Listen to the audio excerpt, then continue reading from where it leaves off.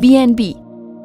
Binance is one of the biggest exchanges in the world, and they created their own blockchain to speed up their work and having better data management. For some time, this blockchain was focused on its primary network.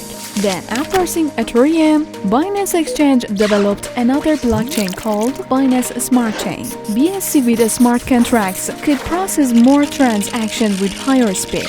BNB is Binance's native coin. There was initially 200 million BNB coins minted. Half of them were sold through an ICO in July of 2017 for 15 cents each, raising around $15 million.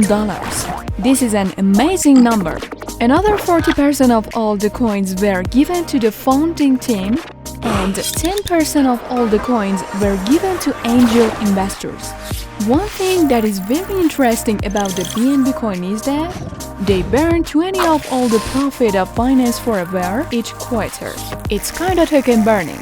This way BNB price goes higher and users can profit from this network profit.